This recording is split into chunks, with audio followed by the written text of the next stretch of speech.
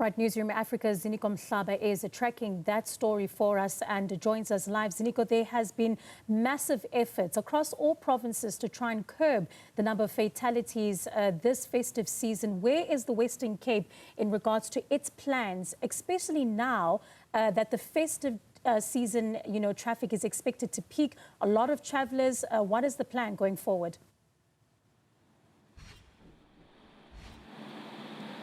A very good afternoon to you, Renika. So what the province has been able to do is to increase the number of their ground soldiers and those are traffic officers who are just patrolling, the strategic or the busiest roads within the province. And if you're talking about the Western Cape, there are really about two bigger entries and exit points. This is the N1, that's going north and south. So if you're going north, you'll be going towards the Beaufort West area, the Knysna area, the Free State area.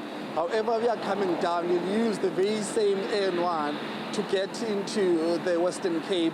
On the other side, you've got your N2 National Road. This is the road that is going to the Eastern Cape, but via Port Elizabeth, via the Garden Route as well. So the province, it has been able now to deploy, the traffic officers along this particular road. However, there are very important stops which drivers can use before they get to drive into the Western Cape, just to double check whether their documents are in order, whether their vehicles are in order. Just behind us, there is an area dedicated exactly for that. So this is the tunnel that you see behind me. It's a very important tunnel when it comes to managing traffic that is flowing into the province. As you can see there, you've got the cars that are coming out of the Western Cape. You've got cars that are getting into the Western Cape.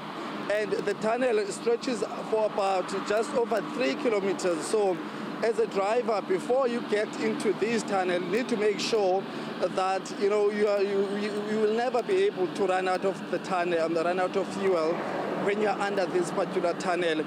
And this tunnel also has state-of-the-art technology. So should any form of emergency creeps in while you're driving, whether we're talking about your car breaking down, whether you've got a burst tire, there are CCTV cameras within that tunnel throughout the stretch of this tunnel.